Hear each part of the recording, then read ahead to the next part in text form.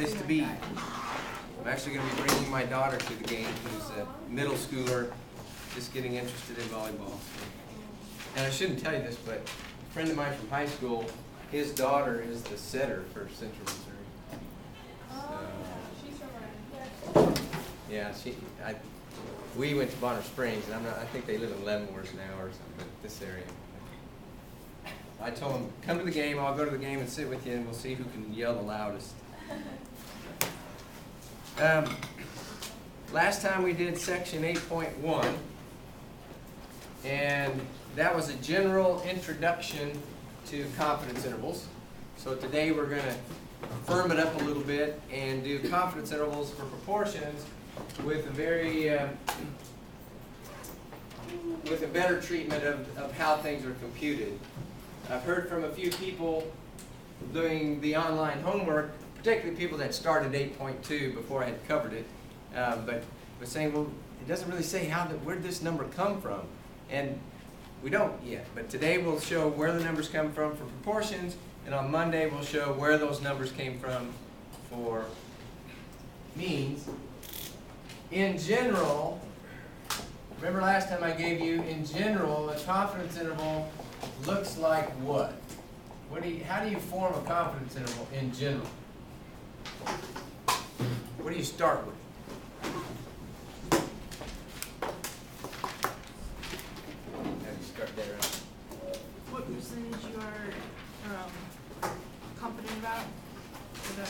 Okay, yeah, you need to set your confidence level. So let's say we want to be 95% confident that we capture the true value. So then, knowing that confidence level, we'll start with two main pieces, separated by a plus and minus. What do you start with? And then you add and subtract. Standard error. Is that what you start with here? No? Points estimate. Point estimate.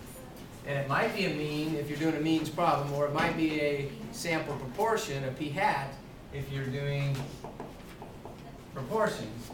But just in general, you always start with a point estimate, then you add and subtract something. So what do you add and subtract? The margin of error. And I always abbreviate that MO, margin of error. Now, what goes into a margin of error? It has two pieces that are multiplied together.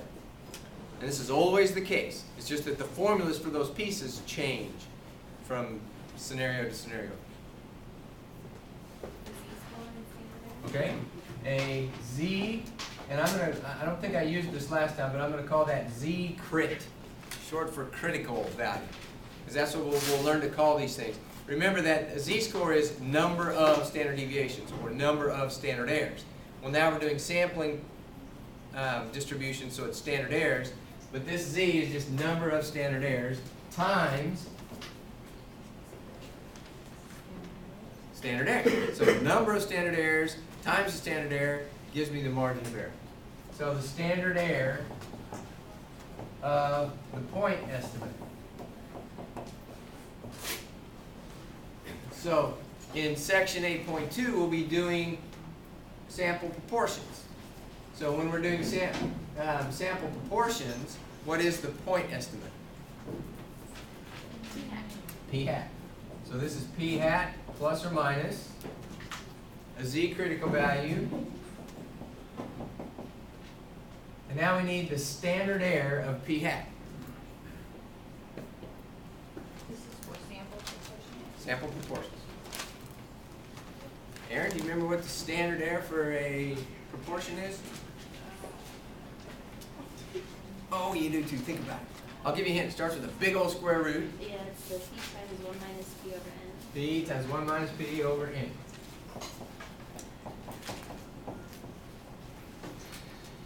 Okay? So that's all we have to do. And what is it that we're trying to estimate with this interval? What is P hat a point estimate of? P. That's right. So do you see any problems here? I got a formula to estimate P that has P in it. How am I going to put a P in there if I don't know P?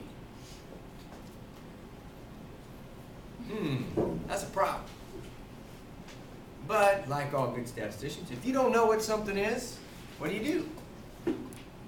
You estimate it. And what's your estimate of P?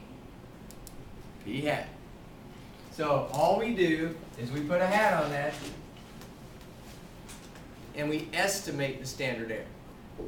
We know it's not going to be quite exact, but it'll be pretty close. As long as our sample is representative of the population, then our p hat ought to be fairly close to the true proportion, so the standard error will be pretty close to the true standard error. Now remember, over here I'm going to draw the sampling distribution of p hat. And I should have made you tell me what shape it was going to have. How do I know it's going to be normal, bell-shaped? By the central limit theorem. The central limit theorem says the distribution of p hat will be approximately normal. And it'll be centered where?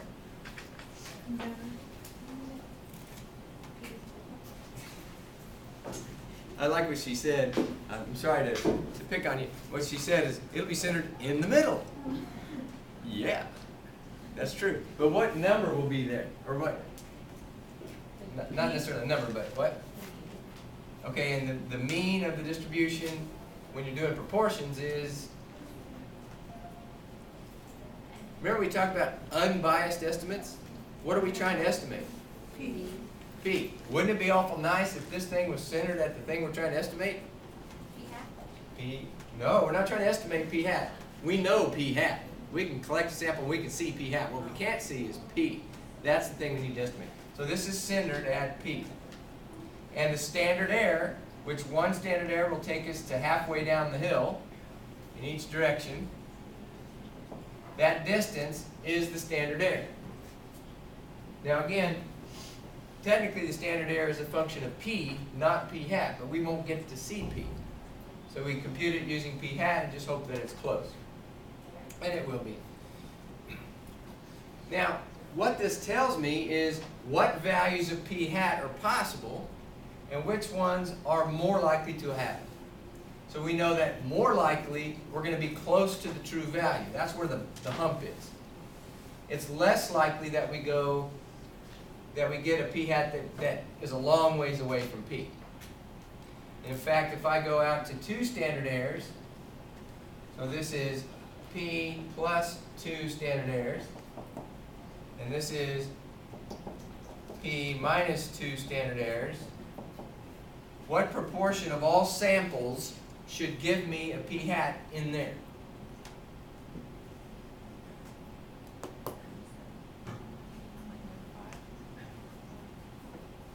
Well, you guys forget things fast. 95, thank you. 95%. And what rule is that? Empirical. That's empirical, right? Well, 2 standard errors. The number of standard errors, remember when we talk about number of standard deviations or number of standard errors, those are z-scores. So that's this critical value we're talking about. So this 2 is that thing. But wait a minute, it's not exactly 2. Get your calculators out and tell me what it is exactly. Now, remember when we're talking about z-scores, we can get away from a general normal distribution and go to a standard normal distribution, which would be centered at 0 and have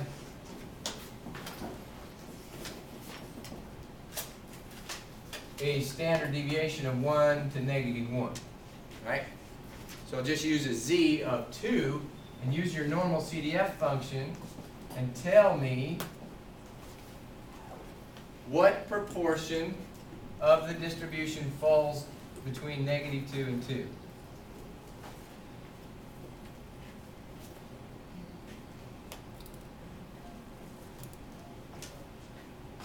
If you're looking around thinking, I have no idea how to do that,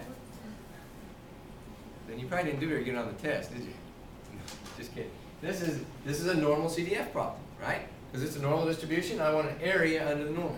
What I want to know is, we know that approximately 95% will be between -2 and 2. But I want to know what it is exactly.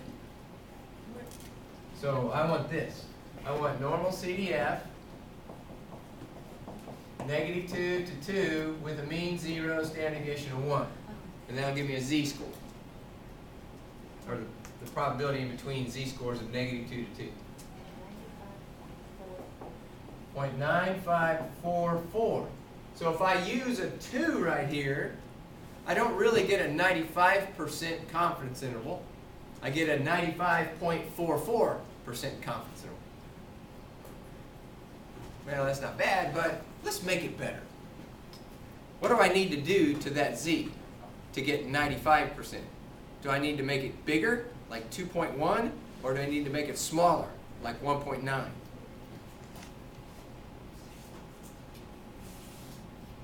What'd you say? Needs to be bigger. So 95.44% is here. If I move them out, do I get more area or less? Get more. I don't want more, I want less. Right? I want to go down to 95%. So I need to come in just a hair. Right? Well, how do you figure out how much you need to come in? Inverse norm. Right? It's an unknown value problem. I want to know the z that gives me 95%. So I know that I need to come in just a little bit, so I'm going to draw a vertical line there and a vertical line there. So how much area is between my blue lines? I want to make it so that I have how much in there? 95. So 0.95. So how much is in that tail and how much is in that tail? 0.25 respectively, 0.50. 0.025, right? And that number, I'm going to write it here, that's half the leftover proportion. If I have 0.95 in the middle, leftover is 0.05, and half of that's in this tail, half of that's in that tail. Now, how can I use my inverse norm function to tell me what this one is? I could do it for either one, but I always choose the left one because then I don't have to add two numbers together. How do you use inverse norm to give you that?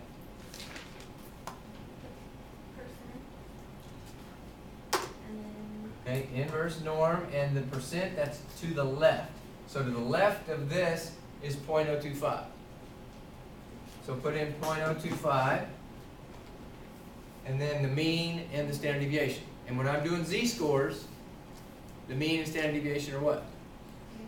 0 and 1. Now, the number I get back, is it going to be a positive number or a negative number? Negative. It's going to be negative. So I can just ignore the negative. Remember doing these on your homework? Okay. So anybody have this yet?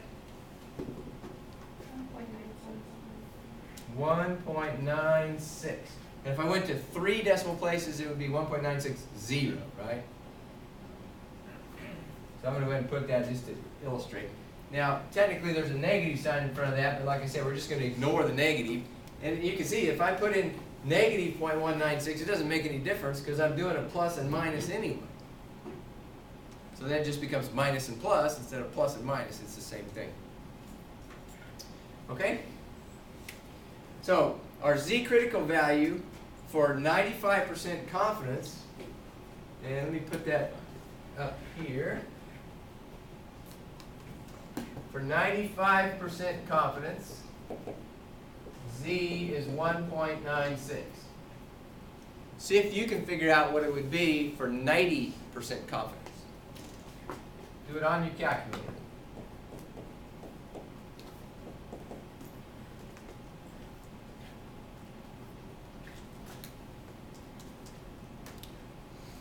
And this is a race.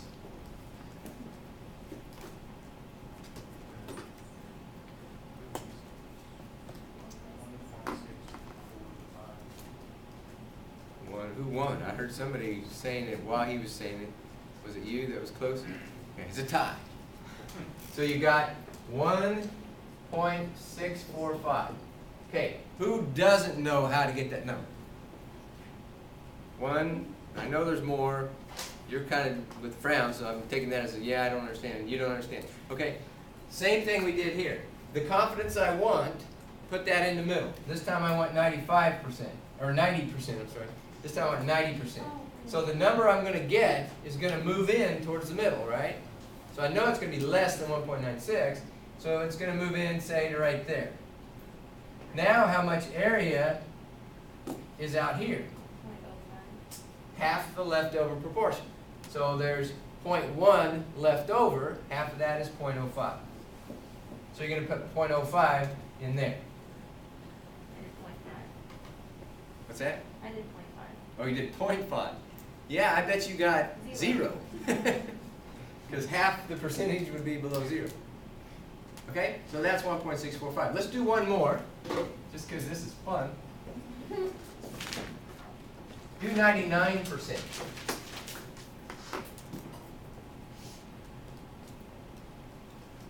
First think, okay, well, how much percent is left over? Take half of that, and just keep it to yourself.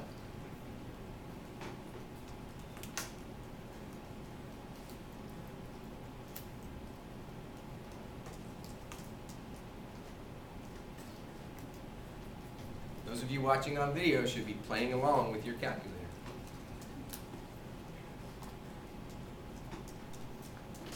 Garrett, you got it? Okay, what'd you get? 2.576. Perfect, that is correct. Okay? Anybody not able to get that one?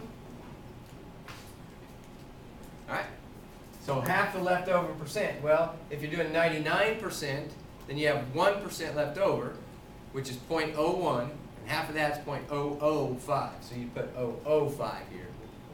Okay? These are what I call the big three critical values. I've been a practicing statistician since 1992, and I have never ever produced a confidence interval that wasn't one of those three. Either a 90% interval, a 95% interval, or a 99% interval. However, on the homework, there's at least one of the online homework problems that says something like a 98% interval. They want to make sure that you know how to get that critical value. Okay? So, make sure you know how to do it. I will probably ask for that too. I'll be mean on a test and say, what would the critical value be for a 98% interval or a 96% interval or whatever? But now you know how to compute it. Okay, so I'm done with this thing.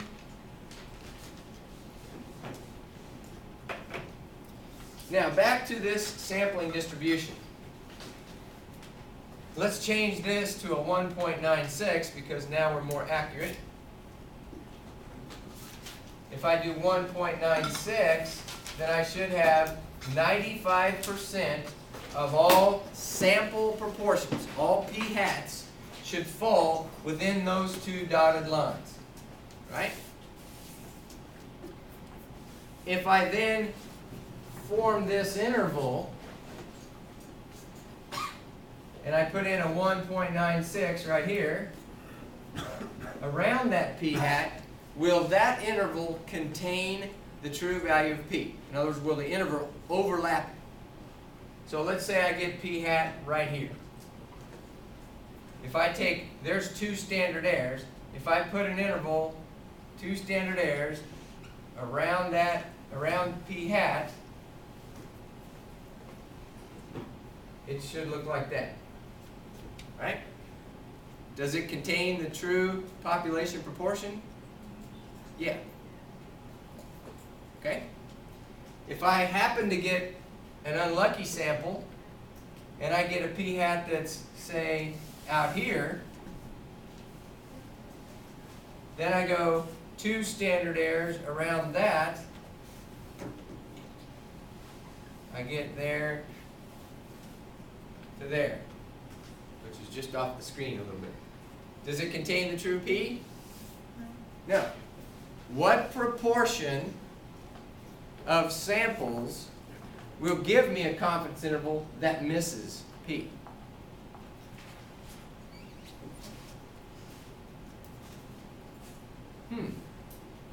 That's not as hard as you think. In order to miss p, where does p-hat have to fall? For the interval to miss p, like this one did, where did p-hat fall? Below what? It was below 2 standard. It was below this two standard errors, right? And If I was up here and I had a p-hat here, I'd miss.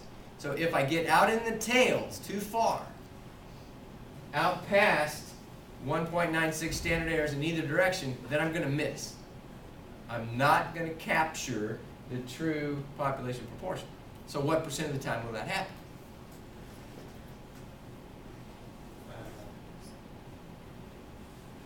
Five. Good. 0.05.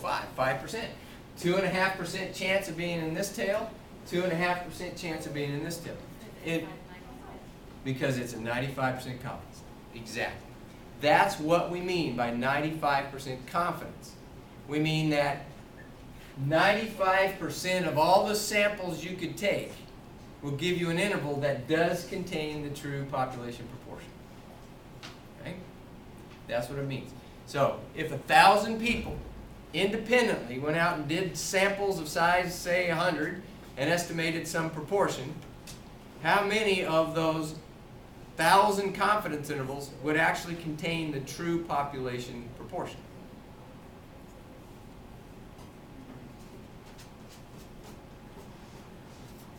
Hello?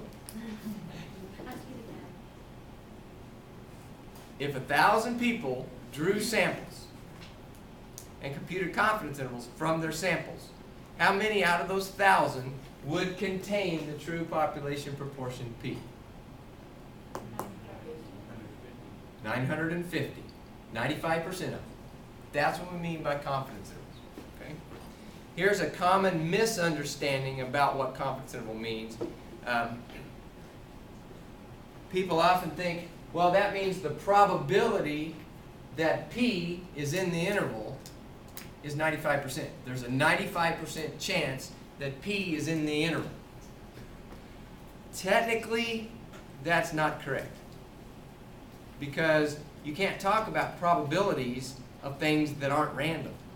You can only talk about probabilities of random events. Is P a random variable? No, it's a population parameter. It's a fixed number. Right? So what is random? P hat is random. That's a random variable. Now remember the definition of random variable? It's a variable that's random. It's a variable whose value depends on chance. Where does randomness come in to determining P hat? What? Because it's from a sample, okay? And how does randomness get in that? If the sample's random, and it should be, then the randomness comes into play because it's who you happen to get in your sample. If you draw a different sample of the same size, you're not going to get exactly the same P hat that you did the first time because of random fluctuation. So that's where the randomness. So we have to talk about probabilities of P hat. We can't talk about probabilities of P.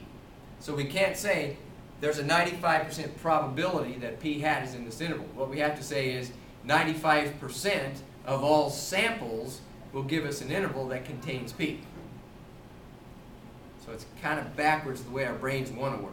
And that's where they came up with this word confidence. Right? Instead of saying probability, we say confidence, because 95% of the time we'll get it right if we use this method. That's what it means. Now that's perfectly clear, isn't it? My grandma, who was a second grade teacher, used to say, clear as mud. Clear as mud. All right. Well, here we go. Let's work a problem. I think I'll leave that up there for now. I'm going to work problem number 813 on page 372.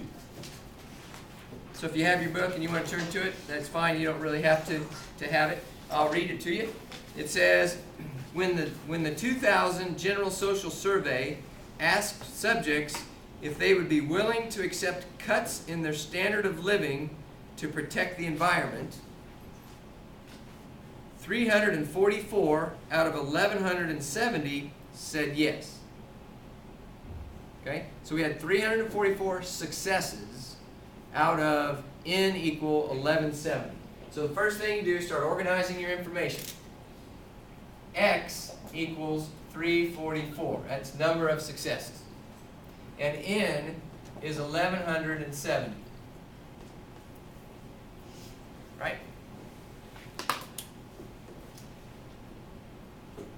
Part A says, estimate the population proportion who would answer yes. The sample proportion we can compute, but what we don't know is the population proportion. So they say estimate it. So Chelsea, what would your estimate be? 170? Or the, I want a population of proportion. Give me an estimate of the proportion.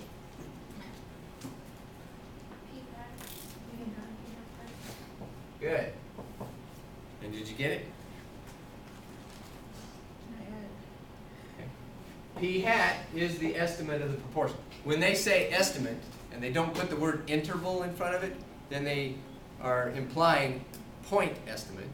So, in other words, what's the point estimate of P? The point estimate of P is P hat. So that's just X over N. So give me that as a decimal. 0.294. 0.294. Okay? Everybody understand that? Part B, find the margin of error for a 95% confidence interval for this estimate. Margin of error. Now, right here I have margin of error.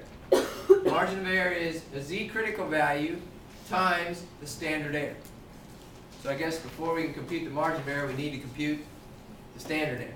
So the standard error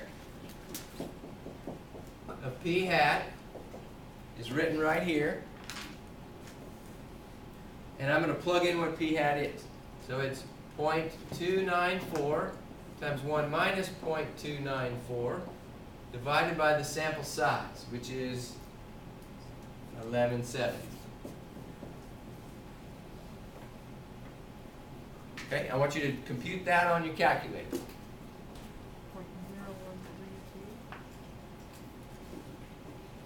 0.0133. That looks about right to me, but I'll make sure that somebody else isn't getting a different number. Make sure you can do this on your calculator. You know, an awful lot of time in a class like this, some people kind of just sit there and I'm not going to bother with it. I'll just wait till somebody else yells it out and he writes it on the board. But you need to make sure you can compute it on your calculator because you can't wait for somebody to yell it out during a test. Right? You'd be waiting a while. Question? Does it matter how many decimals you use? It does matter. And what the book will tell us is don't round too much in these intermediate calculations. Because if I round this to say 2 places and then I plug it in here, now I have even more round off error. And so keep at least 4 on these things. That's probably going to be accurate enough for what we're doing. Anybody not able to get 0.0133? Don't be embarrassed to raise your hand because a mistake on these calculators earlier today, people were doing this. They put the square root into their calculator and it does like that. And then they put 0.294 times whatever that number was, the 1 minus, but they computed it first and put it in there, closed the parentheses, and then said divide by 1170. Well, this has to be inside there in the square root. If you don't, you get the wrong number. So be careful. But everybody's got that, huh? All right, so now what's the margin of error? The margin of error is what multiple of that? How many of those standard errors do I need? 2. Nope, not 2. 1.96. Remember, we're more accurate now. 1.96. So 1.96 times 0.0133. Give me that number.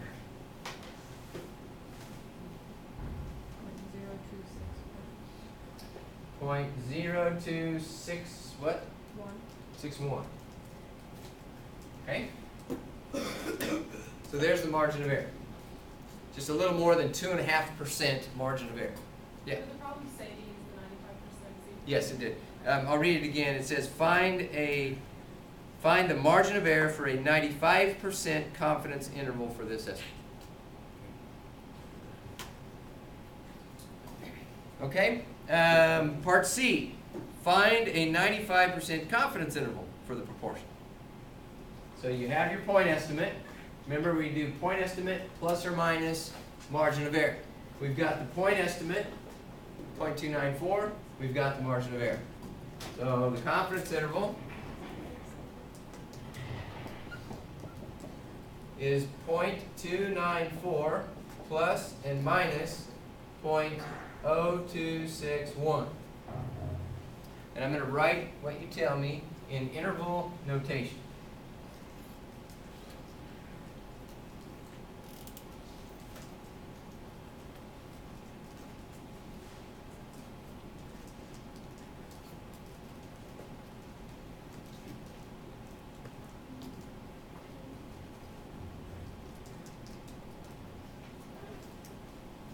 Naomi, you look like you're done. 0.2679 to 0.3209. 3201. Yep, that's what I remember. Everybody getting that? Okay. Now's the hard part. Interpret this. That sure is a pretty set of numbers, but what the heck does it mean? Logan, can you give me an interpretation of that? How about if I start the sentence for you? We are 95% confident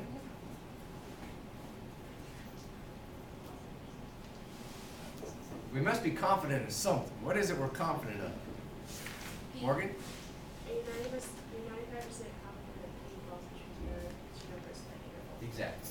We're 95% confident that P falls in those two numbers. And I like to go ahead and say what P is. The true population proportion. So we're 95% confident that the true population proportion is somewhere between 26.8% and 32%. Okay?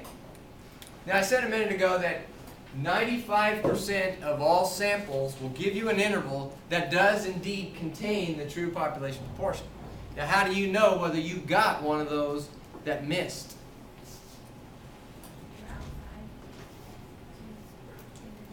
You're outside of 2 standard errors. I erased the picture. But how do you know when you're outside of that? Because you don't know what P is.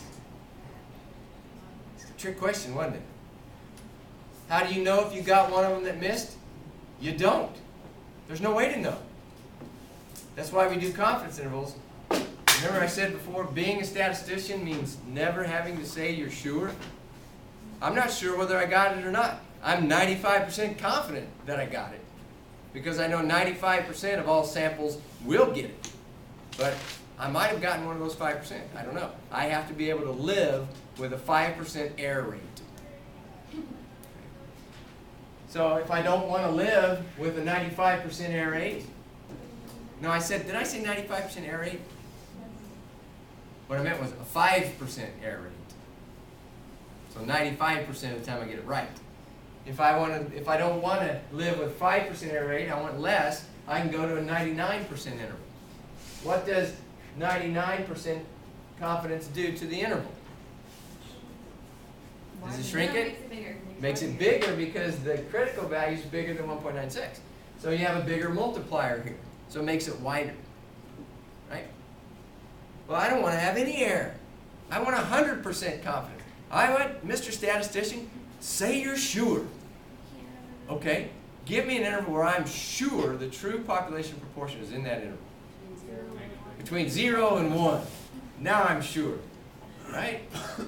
But is that in use? No. That's interval doesn't help us any. So you have to be willing to accept a little bit of error, and the amount that you want to live with is a personal decision, but the lower your error rate, the wider the interval is. So it's a kind of a balancing act. You try to set it so that you get a reasonably tight interval, but yet a high degree of confidence. 95% confidence level is used 99% of the time, I would say. Almost always people just do 95% intervals.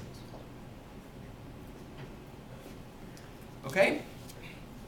Now, let me do another problem where I throw a little bit of a wrinkle in it.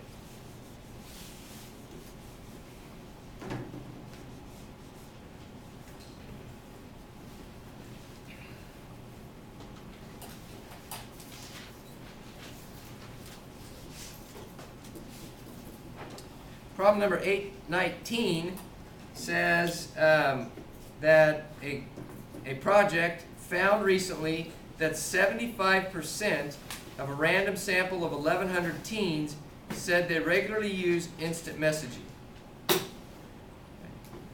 And I kind of picked a bad example maybe because they just give you a screenshot from your TI-83 to show what the interval is, right? Instead of making you compute it. But I'm going to make you compute it. Right? So they say 75% of 1,100 teens use instant messaging. Give me a confidence interval for the population proportion that use instant messaging.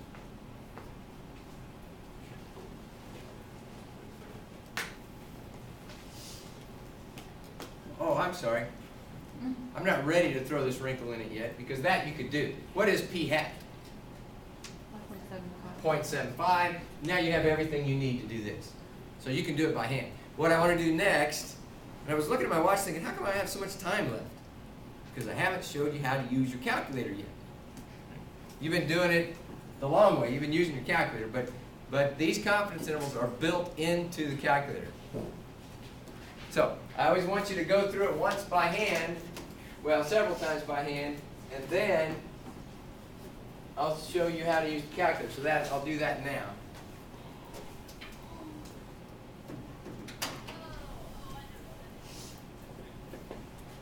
And I erased that interval. I'm going to keep it. Remind me what our interval was. It was 2, 6, 7, 9 to 3, 2, 0, 1. Okay, that was the confidence interval that we got a minute ago when we did it the long way by hand. Okay. So what I'm going to do is use the TI-84.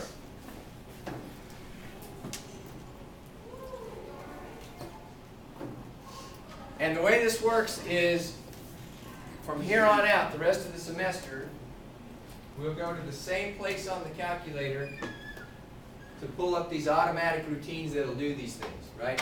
You still are responsible for knowing how to do it by hand, because just like this question we just did, I'll have questions like that on the test. What's the standard error? What's the margin of error? Those kind of questions. Whereas this routine that we're going to do just gives you the interval. That's all it gives you. You don't know what the margin of error was. You don't know what the standard error was. You have to know the formula in order to compute those pieces of it.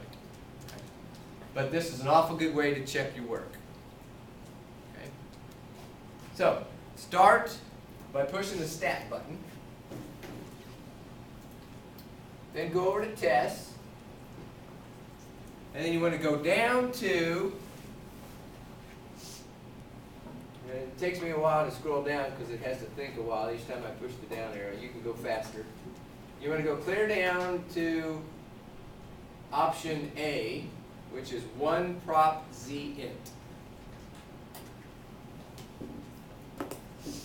Okay, so 1 prop z int. And you'll get used to this kind of abbreviation that your calculator uses, so let me explain it to you. The 1 means one sample. I've got a single sample, and I'm using that sample to estimate a proportion. So one sample. You'll see some of those that say 2 prop this or 2 whatever, and those are 2 samples, and we'll do those in chapter 9. Okay? So for now it's 1 sample. The prop, what do you think that stands for? Proportion. Proportion. Z? Critical. Because we're using Z critical values. You'll notice some of them say T on there, and when we do means on Monday, we're going to learn a new critical value called a T critical value. Then the int? Interval. So this is a 1 sample, proportion, Z confidence interval. Okay? So when you press enter, you get this screen. The first thing it asks for is X. And what is X? Number of successes in the sample. All right? So for this problem, what was it? I've erased it now. 344. So let me jot that back here. X equal 344, and N was 1170. Okay. So enter 344. Press enter and go down to N, and that's 1170. And then set your C level, that stands for confidence level. Set that at 0.95.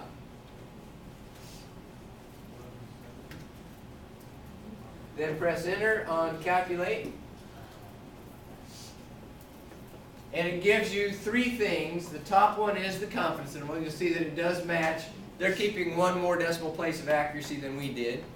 Did we keep 95%? Yeah, use 95%. And then it gives p hat.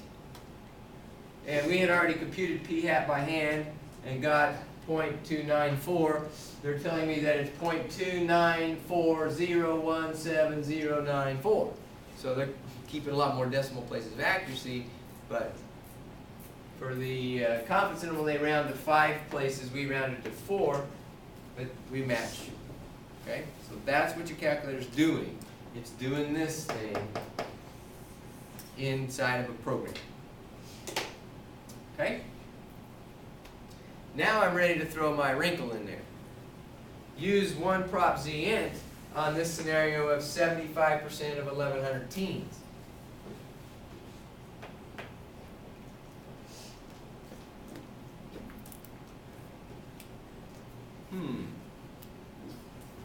The calculator wants to know what? What's the first thing you're supposed to enter? X. X. What? So What's the you confidence? did it give us X? 825. We'll do 95% confidence again. I'm not sure it said, which is a good point for me to bring up. No, it does. It says 95% confidence. But a lot of times the book will forget to say what level of confidence, or even on a test, sometimes I'll forget to say what level of confidence. I'll just say do a confidence interval. So when in doubt, do 95%. Okay? If it doesn't say, do 95%.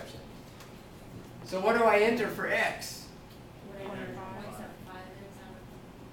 Whatever 75% of 1100 is. So how do I find that? 0.75. Well, I know that p hat is x over n. So if I need x, I can solve for it. N times p hat is x. Right? Number of successes. So take 0.75 times 1100, and what do you get? 825. I didn't pick a good example because usually when I work a problem like this, it doesn't turn out to be a nice whole number there.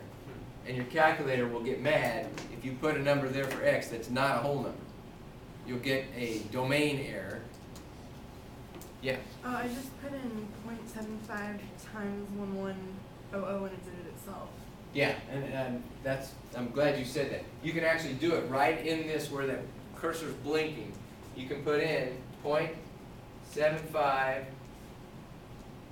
times, I guess I can click that here, times 1100, and press enter, and it'll convert it to a number for you. But suppose instead of 1100, it was 1121, right? So I'm going to change this problem just for a second, then I'll come back to the 1100. But suppose it was 1121, then I come up here and I type in 0.75 times 1121, and I press enter, and I don't get a whole number. If I go ahead and try to finish it,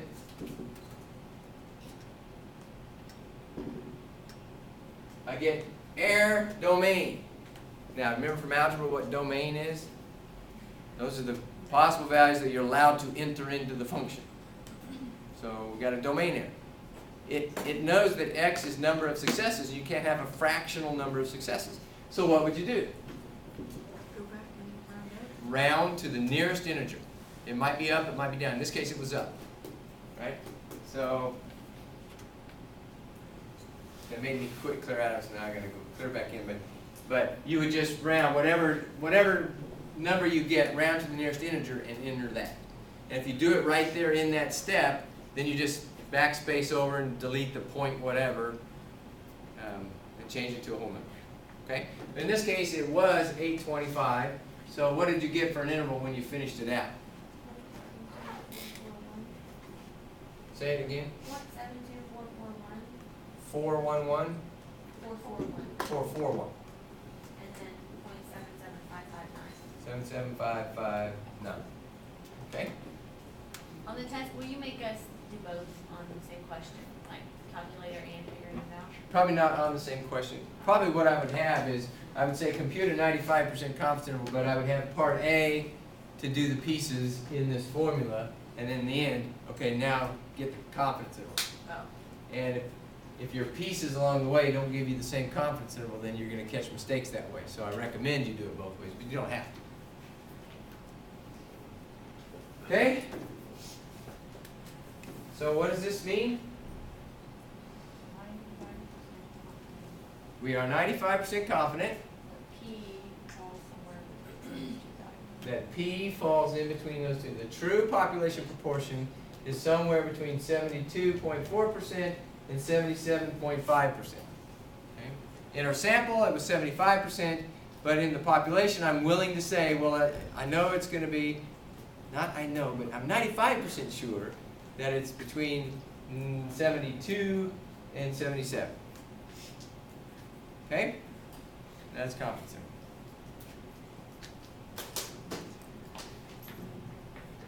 interval. Okay. Any questions on this? An awful lot of these homework problems, they actually give you the interval and just ask you to interpret it. And then sometimes they'll say, show that this is the interval. So they give you the answer, and then you have to derive it. Okay? So I have your test now ready to hand back to you because the last people did take it last night. So I think you can shut off the camera for me. But I'll hand you